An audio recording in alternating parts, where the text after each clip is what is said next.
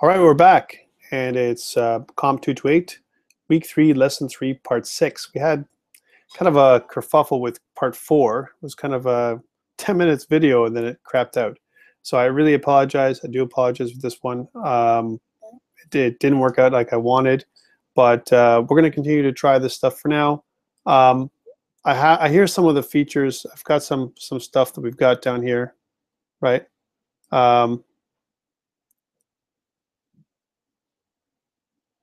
It says, yeah, there's some people that say the internet keeps on hanging and stuff. I hear what this is saying, right? I like the idea that we're doing this. I'm going to continue to broadcast whatever, just like we're talking about. And if it's not working for somebody, my thing is I'm here for you guys, right? I'm not going to be here for. I'm not doing it for myself alone. I'm doing it for you guys, so that way we can all be comfortable to do this kind of stuff. The idea is here we're trying to do some of the learning that we're doing here, so that way we can get accustomed to doing this. When we're oh boy, let's be nice to each other now, guys. We don't want to. I know we're recording this stuff, but remember, you're also some of your comments are being recorded on YouTube. So, so let's. I agree. There's good points both ways. I don't think it's necessary for us to, to get into an argument about it. I will definitely make sure that everyone is more satisfied with how things are going. So this looks like it'll be my last home broadcast, but I'll continue to broadcast as we move forward, so that people have a broadcast live and a recording of what we're doing. Okay. So for those people who are unsatisfied, that's totally cool. I'm open to feedback. That's why we do these things together. All right, so let's continue. I'm going to come back to this. Let's use this concept board not as just as a free-for-all kind of going back and forth, but also as a some questions that can come up. We can talk about it here, and I appreciate all your honesty. Okay, let's get back. So we want to talk about this stuff. The things we're going to talk about with the second PowerPoint. And again, this is like where I said it was before. It was kind of action-packed, lots of stuff to talk about. Part of this is we've covered in our C# course, so we're going to kind of go over it and how it's going to look like on the Java side. All right, so let's get into arrays and array lists, which is kind of the really important stuff here. So from a structure perspective, remember that arrays and classes are reference types, and we talked about our basic types, our primitive types, the other ones, they're not like those. And an array is a series of elements that are related. Remember, that's just a review. We're also going to talk about this ArrayList structure, which is a collection, right? Which allows us to have to use the arrays, an array-like structure, which is like a matrix of elements, if you will, with additional methods that are tied into this array list structure. That's what it is. Let's go back. So in here, with the basic array, just to kind of review, we have these different memory locations as an example. And in our array, we have from 0 to 11. Here's 11 memory locations, or 12, if you will, including the 0.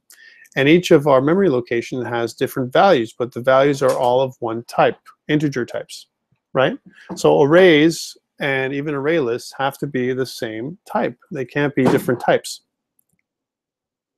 right? So that's one disadvantage. Now, in other languages, like in JavaScript, arrays, actually, you know what I want to do here? Move some of these things around so you don't see some of these guides. Not sure why they're here. We'll turn them off later. Arrays are actually, JavaScript has array lists. They're all array lists, and they could be of any type. Same thing with other languages differently structured, like Python. Python's a great example of a language that you don't require. It can take anything in its array. It doesn't require it to be of the same type, all right, at all. It can take objects, other reference types, and so on, and you can combine them. But in Java and in C# and in other structured languages like this, all the array has to have, the elements have to be of the same type. Okay. Just a review. All right, now here's how we declare them. We kind of did this in class very briefly. We talked about how we didn't need to do this. So we declare an integer array. Integer array, we read it like this: integer, and the square brackets is an array. And we declare the variable type C, and then it's a new integer array of 12 elements, right, as an example. And again, we can do this in 2 steps or in 1 step like this. We can break it down. So first we declare the array variable, and we make it almost like the same shape as an integer array, just like we would normally do if we declared a class, a reference type class, right? So we declare first, and then what we do is we instantiate a new array of 12 elements. Now we are specifically mentioning how big the array is. We're saying it's 12 elements. And the question I have for you guys and the people that are watching me on concept board is, I'm going to put it out there. Do we need, let's get rid of this. Do we need a to declare the array with a fixed number of elements? And if I'm just going to move this conversation a little bit over, guys. I'm so sorry that you guys can have your conversation over here, right? Move it way over here because I need you guys to. I know you guys are responding to this. I'm not going to try and stifle you here. Oops. There we go. Just moving these over here so that way you can do whatever you like and have your conversation. But for me personally, what I need to do is I need to continue to do this. So I'm going to move you off to the side. I'm going to make it less visible, right? So here are these 2 elements. And way over here on the side, I'm going to move over so I can see some of that. And then, so yeah, I've got the same kind of concept here. I've got someone who lost internet connectivity. That's bad. I think we all lost internet kind of connectivity. Yeah, sorry.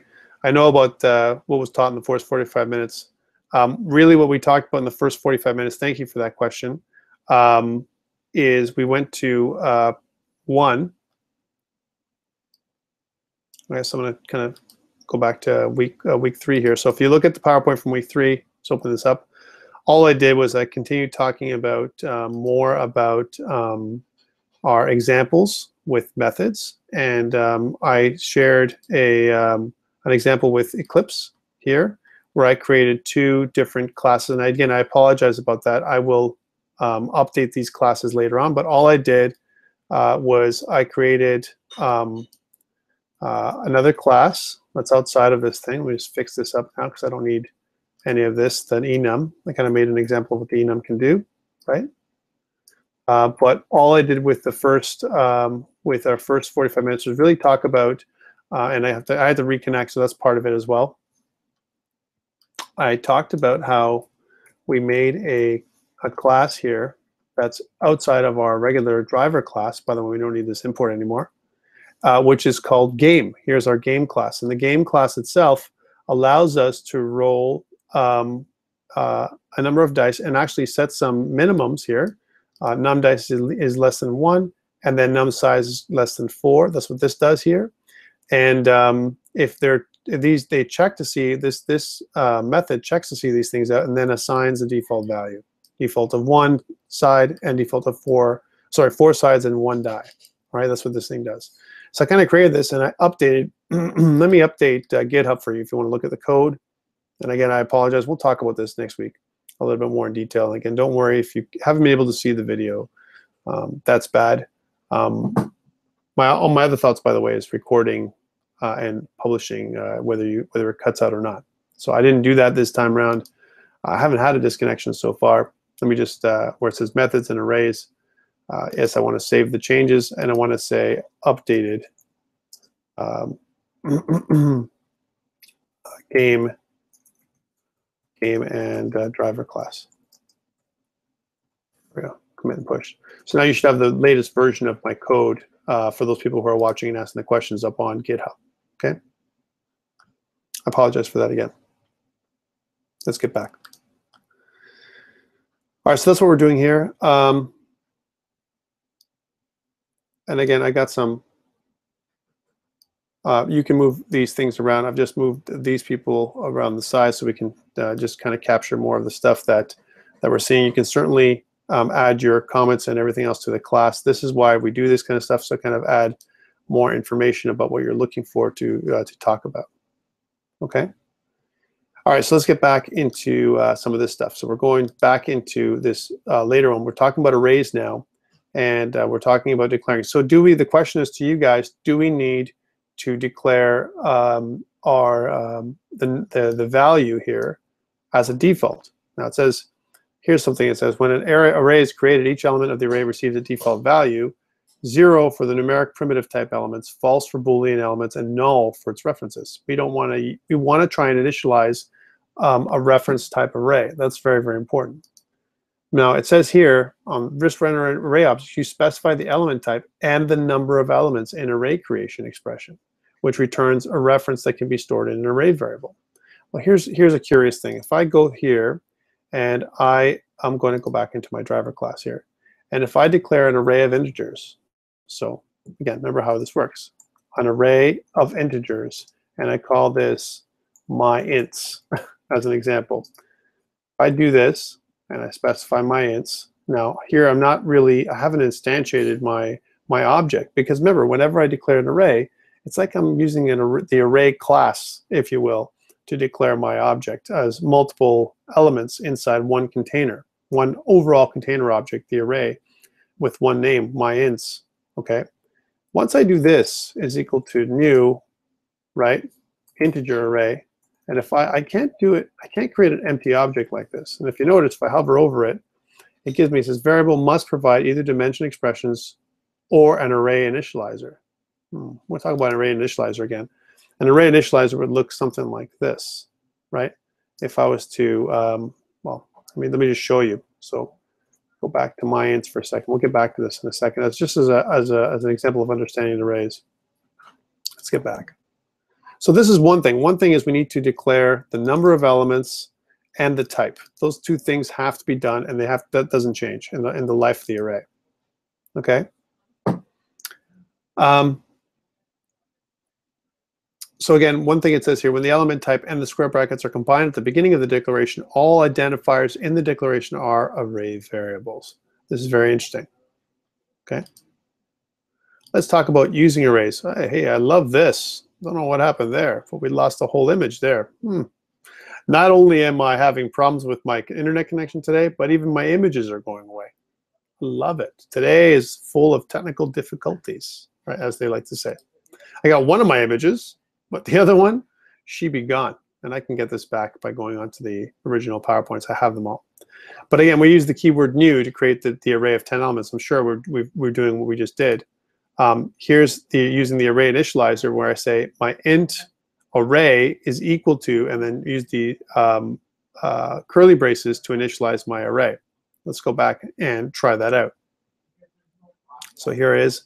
I want to have an array of ints, and I can say, instead of having the new keyword, I can make it it's a 1, a 5, a 1, a 3, a 7, an 8 or 9, let's say, and an 11, right? So then here's my array initializer, and this is another way of declaring the array of 1, 2, 3, 4, 5, 6, 7 elements.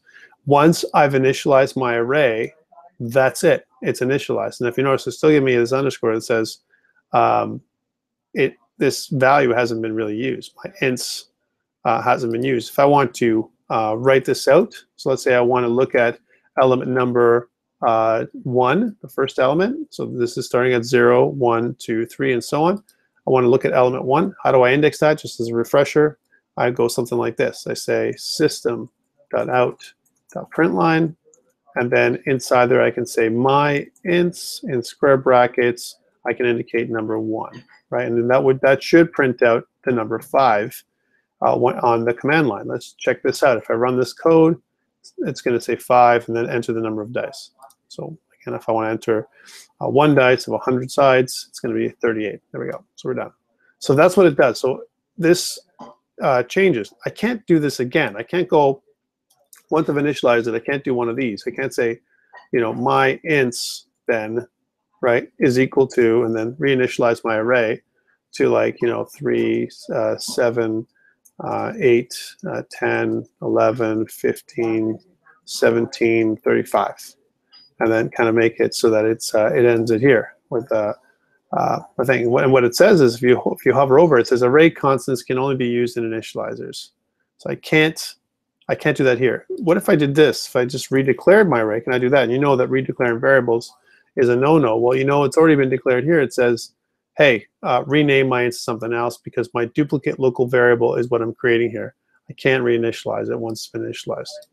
And that means I can't really change the size of the array once I've declared it, whether it's this way, right? So 1, 2, 3, 4, 5, 6, 7 elements. Let's make it 8, an even 8.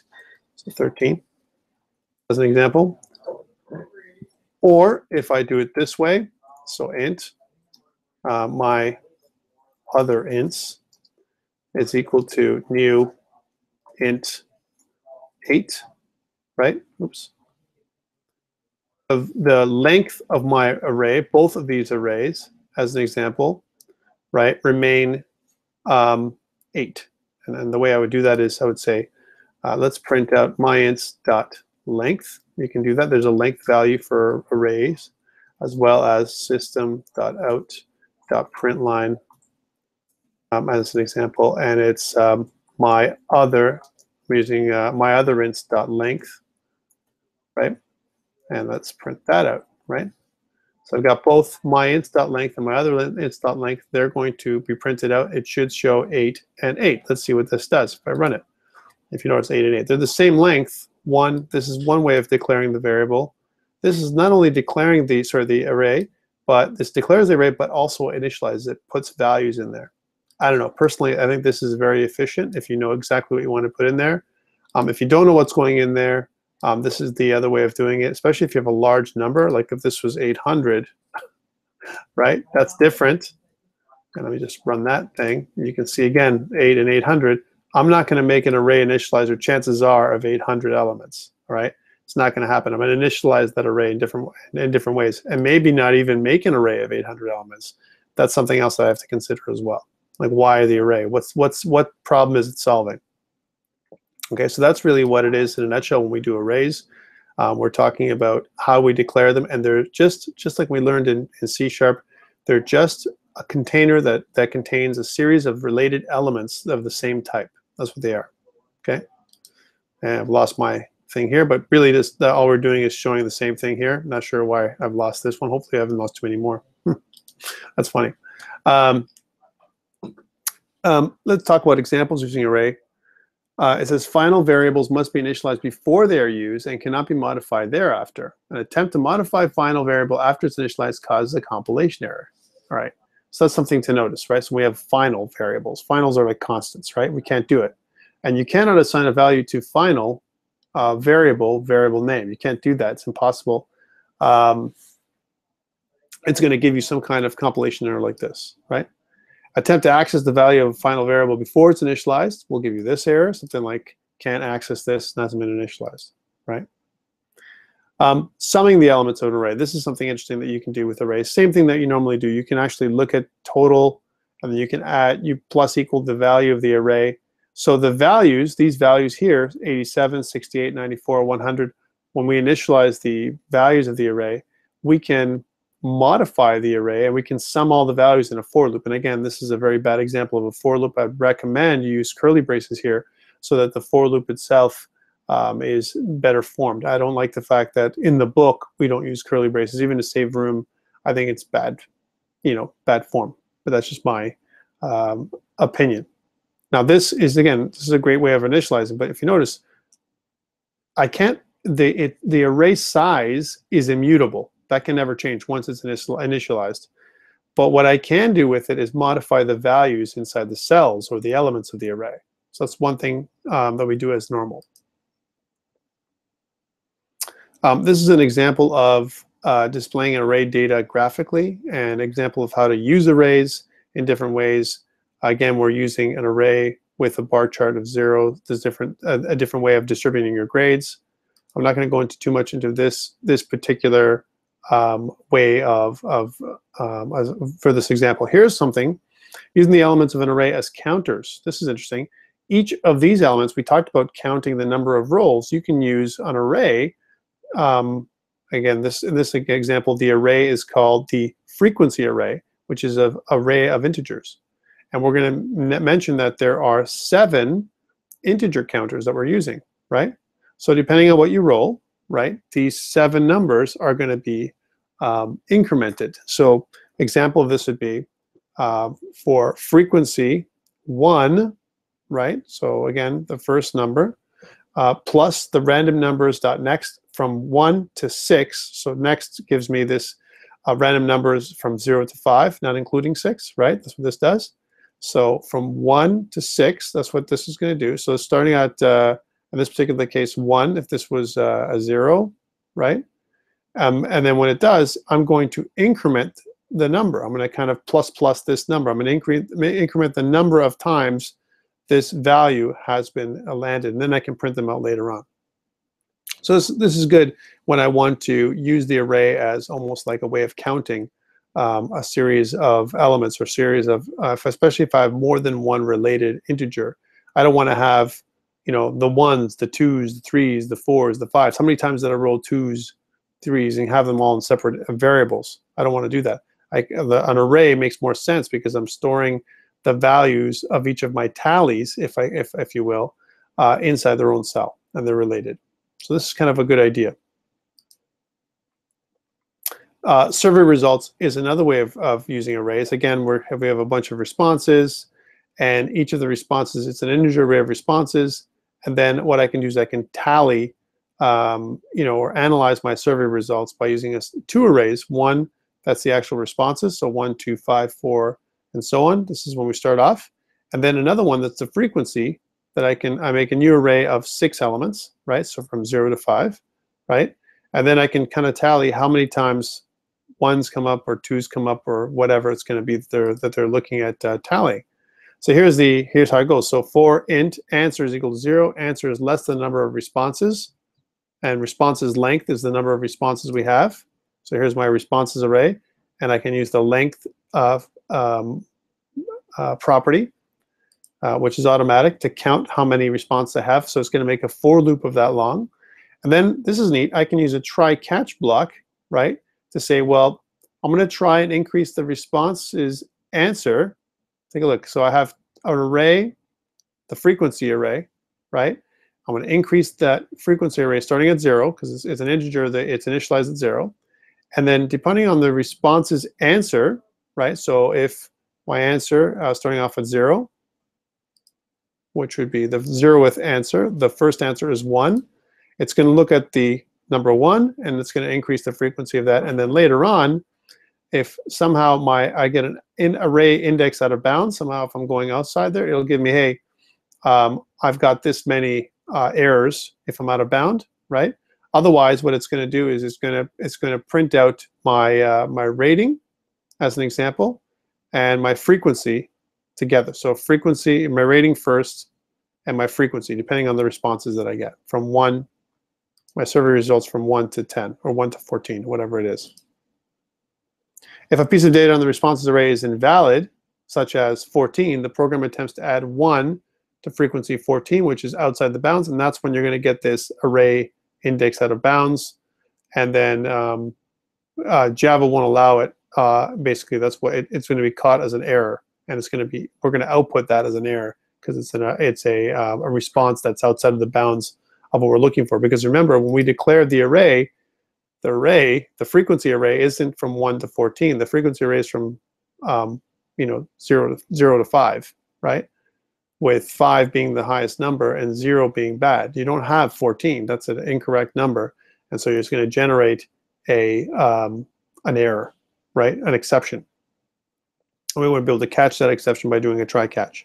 Actually, on TryCatch is a great way of doing, especially when we poll for user responses on the console. What we want to use is TryCatch in order for us to kind of catch the most common problems when we get input from the console. Some of this will be fixed when we use our UI. Once we go into using our UI, then what ends up happening is we can reduce the amount of or streamline the type of responses we get from the user in order for us to get more valid responses. But even then, a TryCatch is a good idea because the user can still enter whatever they want within reason. Let's use spinners or some other kind of controls to control that input. Okay. So what do we do with an incorrect response? Well, an exception is generated when we get this response issue. And like it says here, exception handling helps you create fault-tolerant programs. So if I was going to ask you a question on the exam, I'd say, if I would say something like, from an exception handling perspective, true or false, it helps you create fault-tolerant programs. The answer is yes, it does, right? And the reason why is because even with issues, if we generate these try-catch blocks, it allows us to create responses to the user to say, hey, you entered the wrong thing. Please enter that. Please enter your response again, right? Because that was the wrong response. Okay. And we've seen the idea of try-catch blocks, or we have this same exception handling methodology in C# as we do here in Java. All we're doing here is we're making a comparison between one and the other. The one thing to note is that the one we're checking right now is this array index out of bounds exception. It's a specific exception that we're searching for. But what if we just use an exception, like a generic exception, like we do with C#? And you can certainly do that, right? So go back to Eclipse. If I want to surround my input, here's my input right here, in a try-catch block, how could I do such a thing? First of all, let's get rid of these. We don't care about this stuff. This is just an example of declaring arrays, because we're into the array section, and we're not going to have this, right? But I want to create a try-catch block. So, I'm going to try and enter input. So here's my try-catch block. Now, there's a couple ways to generate this. I can certainly type it by hand, or I can start typing try. And if I press Control and Enter, if you're Control and space, I get this shortcut, if you will, or this thing that I can use called this try-catch block. I can double-click on it, and it'll generate this kind of this try-catch block just from the get-go, almost like a little stub or a template. Let's try that again. I'm going to undo, and I type try, and I press Control and space, and then I get again these different methods that didn't quite work. Let's try that again. All right, ready? Try. Oops. Control space, and then here's my try-catch block. And what it does, it says here, this is a preview of what it's going to look like. All right, that's one way of doing it. So it generates the try-catch block. The other thing to do is we can see if there's something on the main menu here. But we did generate from a source perspective, right? If you notice that we went to source, we can generate getters and setters. We can generate the toString method. We can generate delegate methods and all kinds of other stuff. We can see what other things we can generate right from here. These are the ones that are most common. We can override or implement methods that are already part of our object superclass. We can also certainly generate a toString method, which is one of the most common methods we want to override, right, in our classes. But if you notice here, there isn't anything that allows us to generate our try-catch block. The way we did it is most likely the best way to do it, or we can certainly just type it ourselves, right? So let's do that again one more time. Try, Control space, and then we're going to choose the try-catch block. If you notice, we need a try statement and a catch statement. This is an exception, the generic exception that we catch everything with, right? So if I try and get some specific data that's outside of my integer, if it's not an integer, let's do this, right? Then I want to try and do this. If not, it's going to generate an exception. So let's just grab all this stuff. I'm going to cut it and put it in my try-catch block. Here it is, from an exception handling perspective, right? So here's where I'm going to try and do it. And if it's an error, right, here's my error. I want to kind of do, system.out.println, you entered, invalid data. You entered invalid data. Okay, I'm going to kind of enter it here, and then you can see there's the try-catch block, right? Okay, so let's see if this works. Again, I'm getting my information here, and inside my try-catch block, it's giving me a chance to enter the data properly. And if it's good, then I can print it out. If not, then it's going to give me this error. Let's try this out. So run it. So number of dice. I'm going to bring this up so you guys can see this a little more. I'm going to enter gobbledygook. right? And then press enter. And it says, hey, you entered invalid data. It didn't crap the program out. It didn't say an exception has occurred, you know, one of those kind of things. Let's run this again. But now if I enter normal data, like, you know, 2 dice, 6 sides each, then I get 2 dice with 6 sides. Let's update that on GitHub. Go team, and I'm going to commit, and I'll say added TryCatch or exception handling to driver class. Commit and push. So there we go. We've updated GitHub for you so you can have this little piece of code in here if you're following along. Okay, so that's one thing. Now let's go back to concept board and see if there's anything else, any kind of other questions we have. Here's one: is automatic initialization of array variables new in the latest version? Because it wasn't like that in previous versions of Java. Automatic initialization. Let me just bring this to the fore here. What do you mean by automatic initialization, right? What does that mean? Are you saying that when I use an initializer with curly braces, is that what you're talking about? That's not really new to Java 8. That's been around for a while. When I use an initializer. So here's the answer to this. I'm just going to kind of pull down another sticky note. Right, here's my sticky note. And then here's my blue sticky note. This has been, no, I'll say no, this has been around. It's been around for at least a couple of versions. At least a couple of versions. If you're talking about, if you are talking about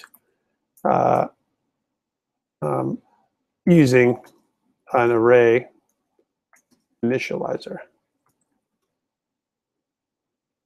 curly braces, and then in brackets the curly braces with data.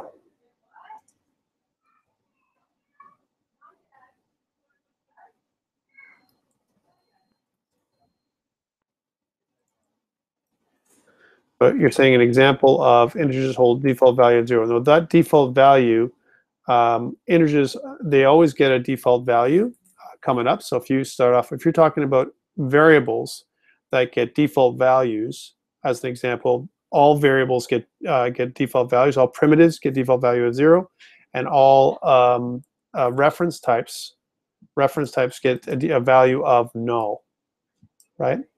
If that's what you mean, that's a totally different question.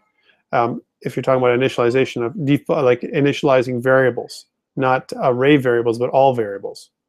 Okay. All right.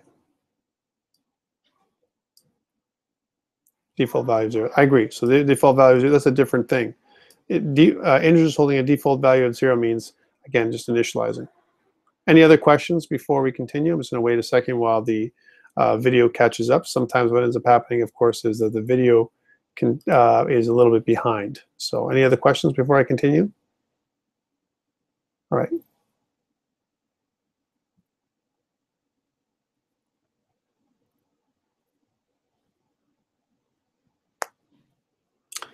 But in Java 5, I guess it wasn't initialized by default. Okay. So you're talking about the value of a variable. Integer arrays hold default value of 0, but in Java 5, it wasn't initialized by default. You know what? No. Yes, lately, for a couple of versions for sure, we get all variables are initialized to 0 that are primitives, and then, like I said earlier, but reference types are initialized to null, which is not great. So you want to try and initialize your array elements anyway. That's the way to go. It's not safe to assume the computer is going to do anything for you, or what version of the code you're going to be using, and you don't know if you're going to be porting your code over to, as an example, to other languages. So a good thing to do is initialize as a default. Create an initializer method, right, or something else like that. Okay, let's continue. Oh, we got another question coming up. I'll wait for the question to come up before I continue. And again, I'm a little bit behind, or you guys are a little bit behind me when I'm broadcasting. I'm not. There's not a direct. It's not a direct communication with what I'm saying on the broadcast, so we're a little bit behind. Okay, so I'll come back to this. I'll come back and see if there's any other questions around this. So let's get back to what we're doing so we can kind of continue with this stuff. All right, so catch blocks, try catch blocks. So I think that's kind of a useful method. I'm not going to talk about too much about this, the two-string method of the exception parameter. We'll talk about the two-string method again when it comes to inheritance and polymorphism. The card shuffling idea, examples of arrays so far, we're using primitive types, but what we can use, we can also use reference types. So we can create the idea of a class card, right? And actually, I did this exact exercise in C#, the exact one, right? So what we do is we have we have a class card with two constants, two-string constants. One is a face, and the other one is a suit. The faces are like aces, deuces, threes, and so on. And the suits are hearts, diamonds, and so on. That's just properties of the card class, right? So they can be a face. Each card can have a face and a suit that's unique. And then in the constructor, we initialize the card face and the card suit. And when we instantiate this particular card, what we're doing here is we are overloading or overriding the two-string method. This is a really popular method to override, right? If you notice, here is our string. This is the two-string method we're overriding. We're changing to say the face, return face, which is the face of the card. So on a one of hearts, as an example, which would be the ace of hearts, right? That's what they would return when we use the two-string method. All right, so we want to use the two-string method of each of the cards to establish what the card is. Okay, let's go next. So then, of course, we build a deck of cards, another class that instantiates. It's a card array. A deck is really a card array, right? Now, this is neat, right? And what they've done here is we haven't initialized anything here. Remember, we can break it down into two steps. So the initial array that we're making is we've set aside space in memory for the deck card array, right? But we haven't actually instantiated elements of the card array at all, right? We haven't done that. We mentioned a couple things. The number of cards is 52. That's a standard set of cards in the array from, again, there's 4 suits of 13 cards each for a total of 52 cards, right? We made our secure random number generator here again, so we want to randomly pull out cards. And here is where we're going to use our initializer for faces, ace, deuce, 3, 4, 5, and so on, all the way to king.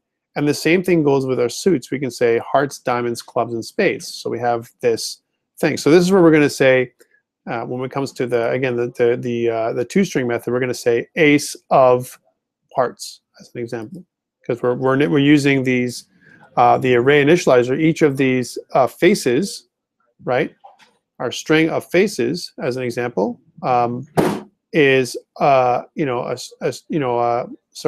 string array. That's what this is, a string array of, and we call faces is a bunch of strings in a big array, right? So what we're doing here, right, we also have a string array of suits, right? That's what we're putting here. Now, we haven't established, even though we've declared deck as a card array, we haven't actually instantiated the card array. And what we're going to do is we're going to say, let's declare that the card array, the deck, is going to be 52 cards, right? So we're going to say the new create an array of card objects. That's what we're doing, right? Because here's a card, right? We're making the deck is an array of cards. So it's a reference type, right? Instead of primitive types. So now each element in the deck array, right? Each element is a card. That's what we're saying here. Very interesting, right? We also keep track of the current card we're looking at and so on. And in the next slide, we can see that what we're doing is we're going to create a shuffle method, right? And the shuffle method, what it's going to do is going to pick a random card or shuffle them around. But here's something that happens before that. Here's where we're going to populate the deck with cards. And we're going to say we're going to start at 0, and we're moving to the length of the deck, which is 52 cards. And now again, this is bad form. We should have curly braces here. But what we're saying is starting at the first card or the 0th card, we're going to add a new card to the array, right? A new card of faces count. So we're going to start off at an ace as an example. And then we're going to send in this new card of suits, which is the number of the counter divided by 13, right? We're going to send these two elements in it. We're going to initialize all the cards in each of our suits from ace to king, right? So a very, very good way of doing it. I probably would have done it slightly differently, but at the end of the day, this is actually creating an array of objects as opposed to an array of primitives, like for example, ints or doubles or whatever. This is a very, very good example, and I'm going to ask you to look at this, because you may receive something like this on a test where I ask you questions about it on a test or an exam, where I say you have an array of objects. I want you to create an array of objects, and we kind of did this in C# when we made arrays of objects. I actually did a special array class in C# where we talked about arrays at length. Okay. As we continue the card shuffling example, what this does, right, going back to here, the shuffle, what it does is it says, I'm going to go through each of the cards, and I'm going to randomly select, the next number, right, whatever it's going to be, based on the number of cards. So I have 52 cards. It's going to go from 0 to 52, which is perfect, right? And I'm going to create a temporary variable, and I'm going to shuffle these cards up for the length of the array. So I'm going to actually shuffle them a bunch of times, so the cards are going to appear in different order. The values that are going to be in the array are going to be in a different order than the initialized order, which is here. This is the initial population. When I shuffle, when I call the shuffle method rearranges the elements, the values in each of the elements of the array. That's all it does. When if I ever call the deal card method, the deal card method says, hey, if my current card is less than the deck length, right, then return the card that I'm looking at, the next card, the top card of the array. That's what it's going to do. So it's going to return this. Otherwise, return nothing. If it's nothing, there's no more cards. All the cards are dealt, right? That's what happens. But otherwise, return the card that's inside the next card on the top of the deck. That's what this is doing. Okay, here's the actual utilization, the demonstration of this. So I have this new public class, the driver class, which is called deck of cards test, right? And I'm going to declare a new deck of cards, right, called my deck of cards, right? Going back to this, you can see that deck of cards is the initial class, and deck of cards uses the card class to create its deck, right? So it's a much more complex structure than what we're used to seeing before. Okay, going back to here, we can see then that once I declare a new deck of cards, we can use my deck of cards shuffle to shuffle the deck of cards so that, like we said before, so that they're in random positions. And then what I can do is I can deal a card, and when I deal the card, it actually physically goes through the card. It moves my counter, right? The counter of my, when I'm dealing cards, my counter moves to the next position until there's no more cards left. Okay, that's what it does. This is better served, though, this deck of cards thing, with an array list. That's much better structure than an array, right? I'm not going to talk too much about this. We've already covered null pointer exceptions, and the way we do that is we create a TryCatch block to make sure that we don't go over the 52 card limit, right? Let's get back into here. And we can also use to help us, the enhanced for statement, where we say for whatever the parameter is as part of the array name, right? And here's an example of what it would look like. So here's for int number, right? Which is of type array. So it can only be used to obtain array elements, and it cannot be used to modify elements. It's almost like a for each, if you remember the for each in other languages. So I say for number, as an example of the array, well then my total is plus equal to number, the number from the array element. So I loop through each of the elements in my array. So like a for each. And each of these elements are put into the number and they're added to the total. That's what happens. So that's really what it does. Very interesting loop. And it prevents us from having that null pointer exception by going out of bounds, right? By counting the wrong number of elements in the array. Again, with some crafty code, you don't have to use this structure. This is neat, but you can simply use a for loop or a while loop to do the same thing. We can also pass arrays to methods, and remember, arrays, we can pass a reference to the array. And now, what would I pass? Here's a question for you for the floor. Do I pass the array name or something else? What would I pass as the argument? Well, let's take a look and see if you've guessed right. And again, here's the modify array, and what I'm doing is I'm passing the array name into my modify array method. And if I look down here, my modify array method it requires an integer array that is locally called array2. Now, here's a question: what happens? Am I making a copy of my array into array2, or is it actually a reference of my array? That's the question I've got here. So again, I'm at slide 32. Am I making a copy when I declare this as a local variable, or is it a reference to the original array that I pass in? So my original array was here. My original array is here. And if you notice, this says pass array reference. So actually, when I modify this array, it modifies the original array. That's why it's called a reference type and not a value type. Okay, totally different kind of situation. Let me go back to the concept board to see if there's any other questions. Looks like we're still on the same page with some of you guys.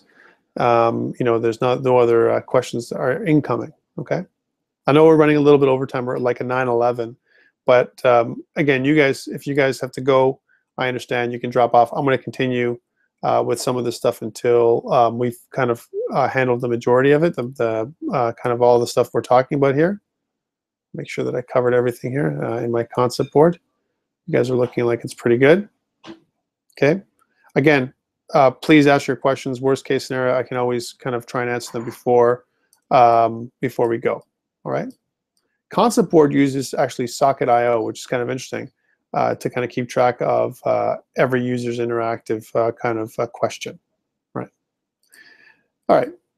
So that's what this does. It kind of modifies the original array because it's a reference type, not a call by. It's not a call by value. It's a call by reference when we pass an array, right? Which is a different kind of thing, and it's kind of a dangerous thing to do. We don't make a copy. If we want to make a copy of an array, we have to do it beforehand and pass that one by reference. Okay, and that's kind of the way we have to do it. Again, when we pass a method call, passes two types of values: the primitive values and references to objects. Objects, an array is an object that we're passing a reference to. It's actually pointing to the same memory location, just like we do in C#. Nothing different there. I'm not going to go through this gradebook example. It's just further information about arrays. And there's several slides here with some information about what the grades array would look like and how to manipulate the grade array by different methodologies of input and output. I think we can skip over this one. Multidimensional arrays, again, a lot of times we visualize them with rows and columns. A lot of times they are much more complex to deal with.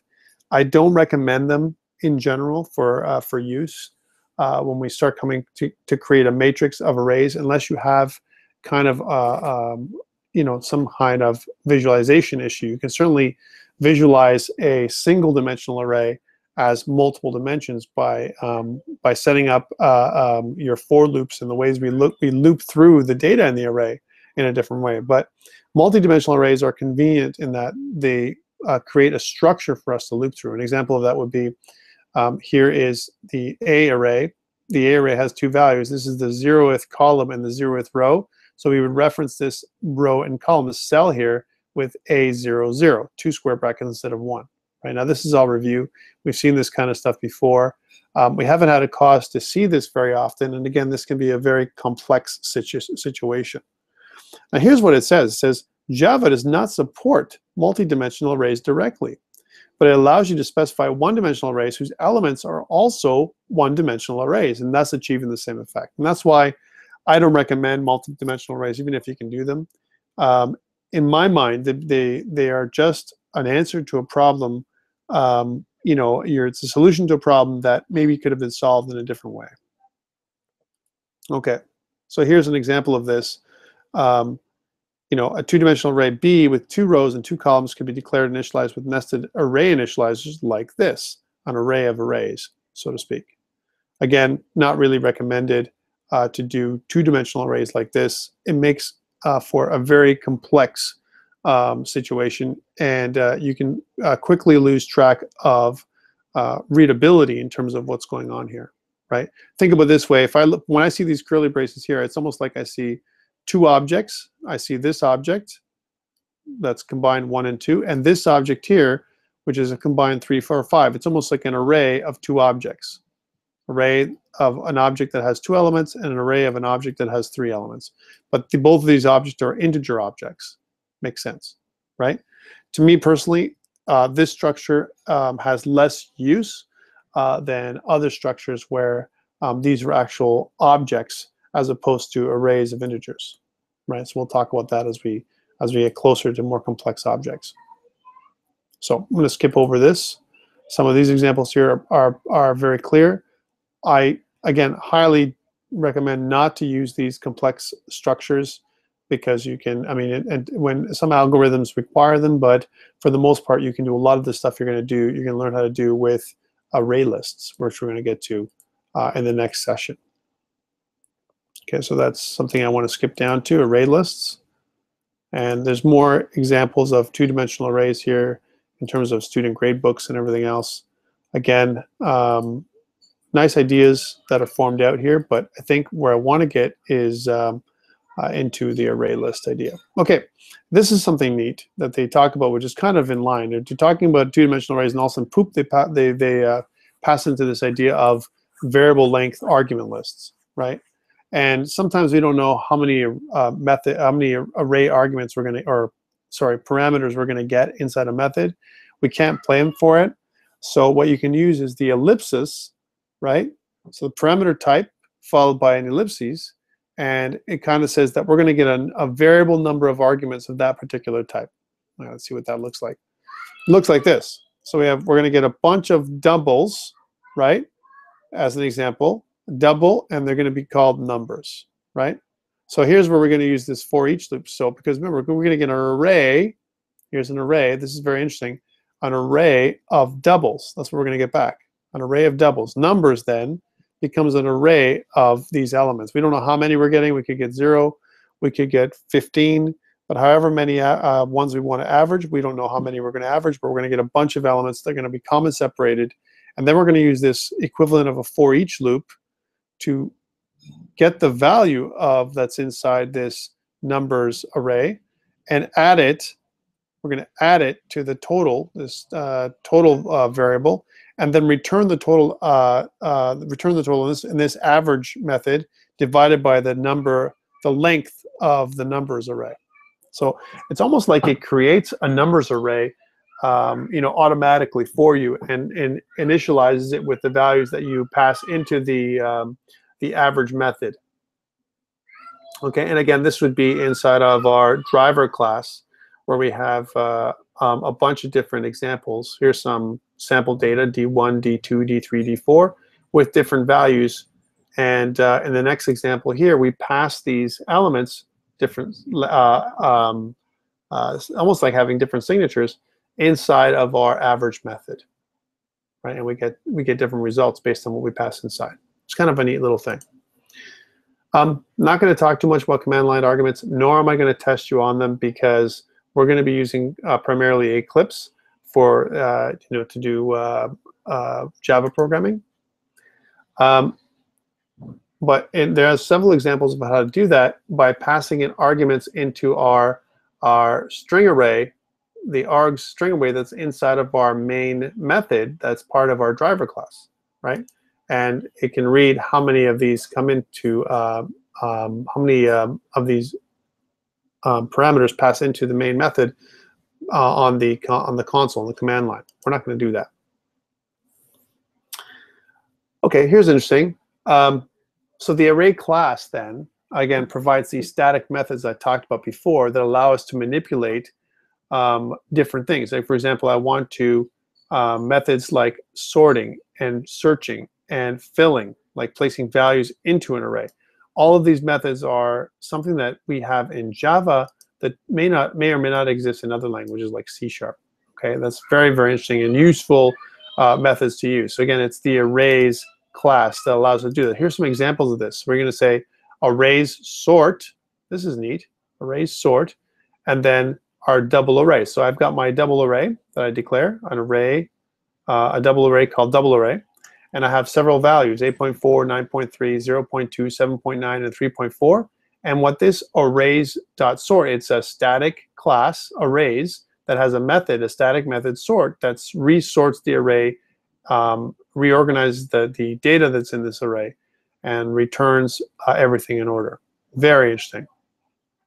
The fill method fills the array with values, right? So again, if you notice, we have a filled int array with different values of 10, and what we do is we display the array. We have a display array method that displays the filled array. And if you look back and see what it does, it says placing values into an array. That's what this fill method does. What the fill method requires is, if you notice, this other array, that it basically copies everything from one array and puts it into another.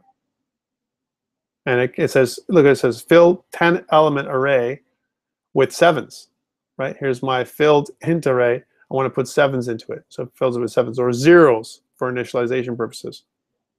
Okay.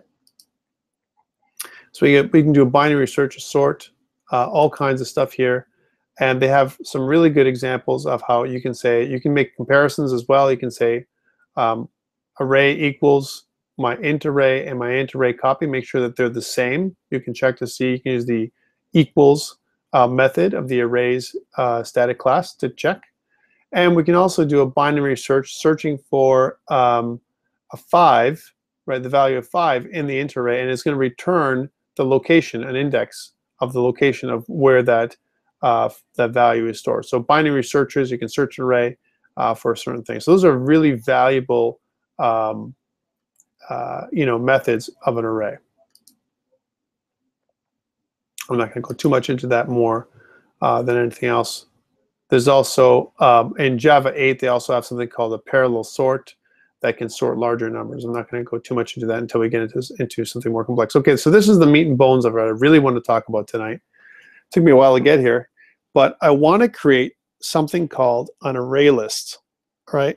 And an array list, it gives us the ability to almost create a bunch of elements, but it doesn't require us to declare how many I want to create at once. So once I create an array list, and if you notice T, where T is type, I declare it like this. I use my array list keyword with the type that I want. So an array list of strings, let's say. T is the placeholder for the type of element stored in the collection, right? And an example of this, I can use these methods. I can add an element to the end of the array list, right? I can clear. I can check if something, the array list contains a certain value. I can get a specific element and a specific index, and so on. Remove, which pops the first occurrence of a specific value out of the array. I can return the size, the number of elements that are stored in the array, which is different than length, right? And I can trim the array to a certain size. Really cool. And there's a lot of other methods here. If we check the Java API. Okay, let's get some examples going so you understand. You can see what they look like, because I think these are really important. So I declare, here's an example. I create an array list of strings. I'm going to call them items, right? And then I have to use the new keyword, because once I do that, once I declare this array list of strings, that's what it is, I can then use the add method, right, to add a red, the string red, to the array list. So this appends the item to the end of the list, right? Here's something. I can add, right, to the first element at index 0, this yellow string. That's what this thing does. So it adds at element 0, right? So very interesting. So that's the add method. You can also add green and yellow as an example, just into the end of the list. When we use add, we kind of add them onto the end of the list, and then we can remove yellow. Well, we want to remove the first occurrence of yellow in the array, which in this particular case in the array list, which is now has been put at index 0, right? So it removes the first yellow. That's what it does. So we can remove the first element, remove the item at index 1. We can do that. So we have a lot of control of adding and removing elements into the array. That's what we can do. So array lists are super powerful. We're going to get more into array lists next week, and we're not going to let this go in terms of examples. But from now on, you're going to see me use array lists whenever we have an example for arrays, not just arrays, because arrays are something that we don't use as often. We more often use array lists than anything else because of the power that we're allowed to use here with these built-in methods. Okay. And my son is just, whenever I'm here and I'm broadcasting, my son is crazy. So maybe Ravina is right. Maybe I got to do it from school so that no one can see me. So the diamond notation is something that's been around from, from Java SC7. That's when it's been around from there, where we can declare the type, the array list type. There was different ways of declaring it in previous generations of Java. Okay, and again, this is the general form. Array list, whatever the type is equal to a new array list. All right. So let's let me check who's still left on. All right, and I still see that people are watching. It says, here's a question. How do we know what kind of exception to throw as null pointer exception is not the only exception in Java?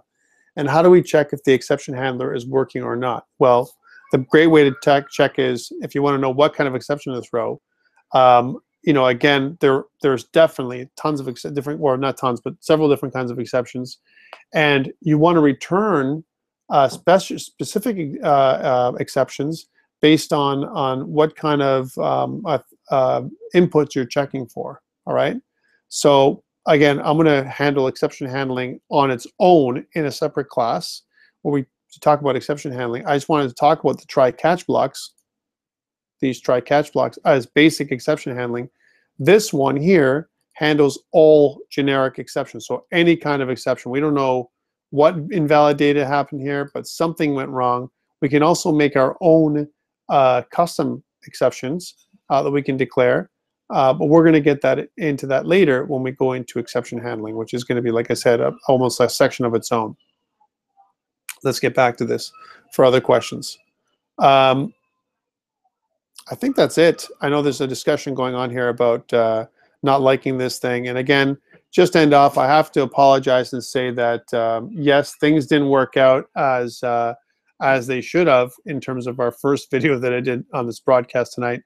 But I hear, even if one person, and I respect every person that is here in the class. So if you're not liking the fact that I'm doing this broadcast remotely, no issues.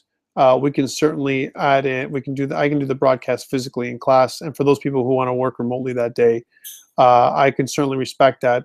Staying until 8:30 at night for students who start off at 8:30 in the morning is a challenge, and that's why I offered this opportunity. But I think I don't want to risk not even one of you being upset or disappointed with the flow of the class, and also the ability for us to ask questions and so on live. It's always better to see somebody live, and that's where I agree with Ravina, than seeing us here on a broadcast. So with that, we've covered everything we need to cover for this block.